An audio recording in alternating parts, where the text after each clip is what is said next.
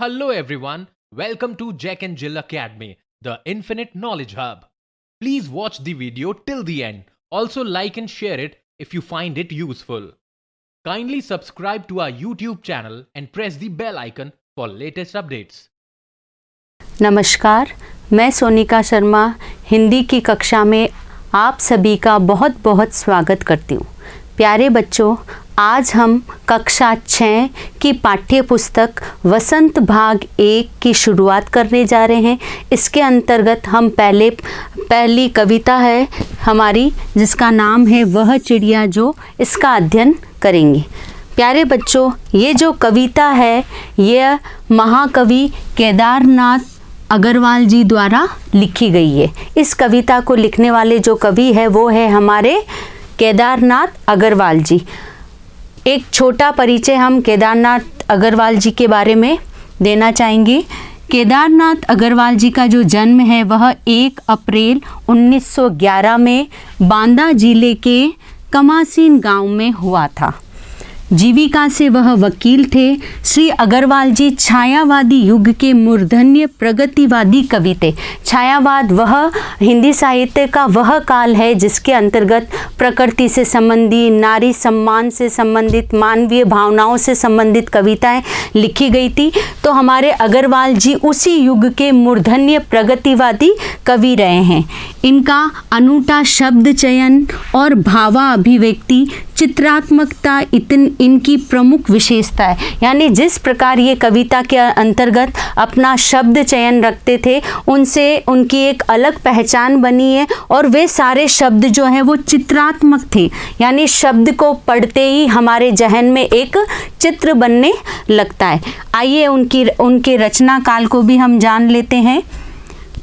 उनकी प्रमुख रचनाएं युग की गंगा, नदी के बादल, लोक और आलोक, फूल नहीं रंग बोलते हैं, आग का आईना, गुल मेहंदी, पंख और पतवार, हे मेरी तुम और अपूर्वा, इनके प्रमुख काव्य संग्रह रहे हैं। इनके कई निबंध संग्रह भी प्रकाशित हुए हैं।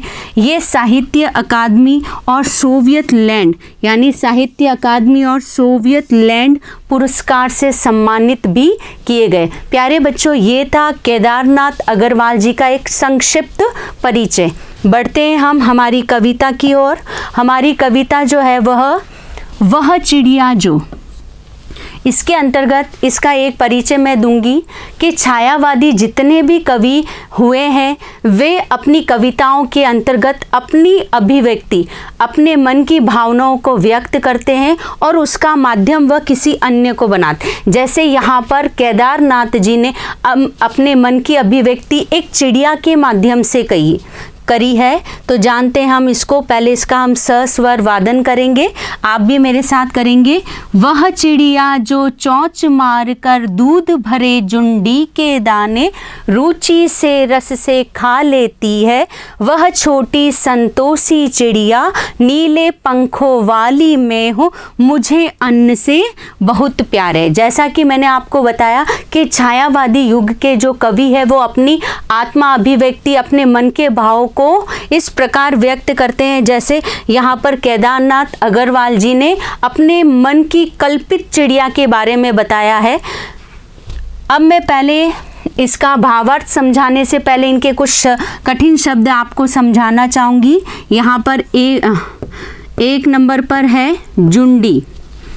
यहाँ पर जो शब्द आया है जुंडी, वह एक अनाज का प्रकार है। प्यारे बच्चों, यहाँ पर जो जुंडी शब्द आया है वह एक अनाज ज्वार की बालियों को कहा गया है। उसके बाद में जो दूसरे नंबर पर है वह है रुचि से, यानी ज्वार की बालियों को वो किस प्रकार खा रही है?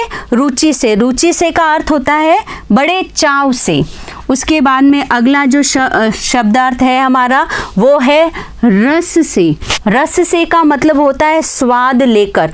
आप भी अपनी पसंदीदा चीज़ों को बड़े रुचि से और रस से खाते, वैसे ही चिड़िया यहाँ पर जुंडी की बालियों, जुंडी के जो दाने हैं उनको बड़े चाव से खाती है। और अंतिम शब्दार्थ है हमारा संतोषी। संतोषी उसे कहा जाता है जिसे अपने जीवन में जो कुछ भी मिल रहा है उसी में ही वह संतोष कर ले। तो यहाँ पर जो चिड़िया हम पढ़ेंगे वह संतोषी स्वभाव की है। तो आइए हम बढ़ते हैं इनके भावार्थ। तो ये थे शब्दार्थ। इन्हें क्या कहा जाता है प्यारे बच्चों? शब्दार्थ, जो कि शब्दों से इनके अर्थ निकलते हैं।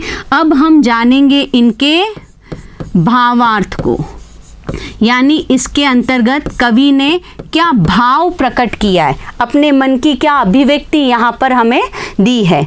तो जानते हैं, वह चिड़िया जो चोंच मारकर दूध भरे जुंडी के दाने रुचि से रच से खा लेती है। यहाँ पर केदारनाथ अग्रवाल जी अपने मन की ऐसी कल्पित चिड़िया के बारे में वर्णन कर रहे हैं, ऐसी कल्पित चिड़िया के बारे में बता रहे हैं जो जुंडी के रस, दूध भरे यानी रस से भरे हुए जुंडी के दाने जो अभी अध पके हैं, पूर्ण रूप से पके नहीं हैं, उन जुंडी के दानों को भी वो बड़े चाव से और स्वाद ले लेकर खाती है। यानी यहाँ पर अग्रवाल जी जो है संतोषी स्वभाव के होने की विशेषता उनकी यहाँ सामने आई है। तो वो कहते हैं कि वह रस से भरी हुई जुंडी के दानों को बड़ी रुचि और रस से खा लेती है, क्योंकि वह स्वभाव से संतोषी है और उनके पंख नीले हैं और वह ऐसे ही अन्न से बहुत प्यार करती है। तो इसका एक सार रूप में अगर हम समझना चाहें तो इसका अर्थ यही यहाँ पर यह है कि केदारनाथ अग्रवाल जी के मन की जो कल्पित चिड़िया है वह संतोषी है और अपने जीवन में वह अन्न से बहुत प्यार करती है। अब जब अन्न से प्यार करती है तो अन्न जैसा भी उसे मिल रहा है वह उसे रुचि और स्वाद लेकर बड़े चाव से खा लेती है। बढ़ते हैं हम अपने दूसरे पद की ओर। वह चिड़िया जो कंठ खोलकर बूढ़े वन बाबा की खातिर रस उड़ेल कर गा लेती है, वह छोटी मुँह बोली चिड़िया नीले पंखों वाली मैं हूँ, मुझे विजन से बहुत प्यार है। यहाँ पर भी चिड़िया की एक अन्य और विशेषता हमें बताई गई है चिड़िया की, यानी केदारनाथ अग्रवाल जी के मन की बात यहाँ पर हम जानते हैं। सर्वप्रथम हम शब्दार्थ जान लेते हैं दूसरे पद के भी। पहला शब्दार्थ है यहाँ पर कंठ। कंठ का अर्थ होता है गला। दूसरा है बूढ़े वन। बूढ़े का अर्थ होता है पुराना घना वन।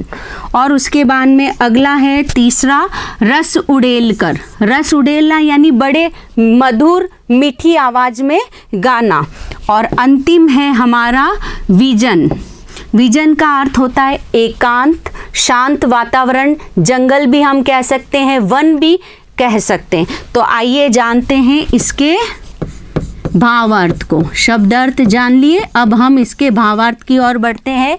यहाँ पर भी केदारनाथ जी अपने मन की कल्पित चिड़िया की विशेषता बताते हुए, यानी अपनी ही स्वभाव की विशेषता बताते हुए कहते हैं कि जो मेरे मन की चिड़िया अर्थात मेरा मन जो है वो ऐसी चिड़िया के समान है जिसे रहने के लिए वन मिला, यानी ऐसा एकांत स्थान मिला जिसके साथ उन्होंने अपना एक पारिवारिक रिश्ता बनाया, यानी वन को अपना बाबा मान लिया और उस शांत एकांत वातावरण में अपनी मधुर आवाज़ से स्वर गोल दिया। रस उड़ेल कर यानी मधुर आवाज़ में उस पूरे एकांत वन में स्वर गोल दिया और अपने बाबा की खातिर उन्होंने गाना गाया।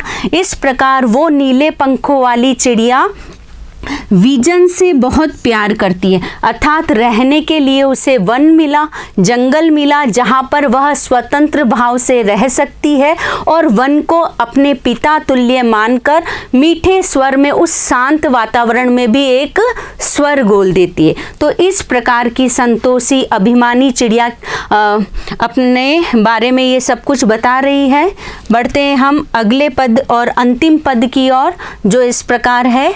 वह चिड़िया जो चोंच मार कर चढ़ी नदी का दिल टटोल कर जल का मोती ले जाती है, वह छोटी गर्भीली चिड़िया नीले पंखों वाली मैं हूँ, मुझे नदी से बहुत प्यार है।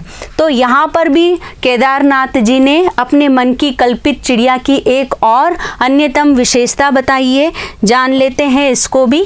सर्वप्रथम हम जानते हैं अपने शब्दार्थ को। पहला शब्द जो है वो है चढ़ी नदी। चढ़ी नदी का अर्थ होता है प्यारे बच्चों, जिस नदी के अंदर पानी की मात्रा अधिक हो, यानी उफान आ रहा हो, बाढ़ आ रही हो, ऐसी नदी। अगला है दूसरे नंबर पर दिल टटोल कर। दिल टटोलना यानी मन की बात को जान लेना, दिल की बात को जान लेना। अगला है जल का मोती।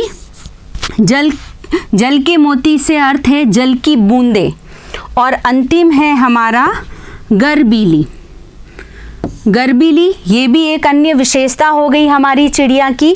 तो गर्बीली का अर्थ होता है गर्व करने वाली। तो बढ़ते हैं हम अपने भावार्थ की ओर।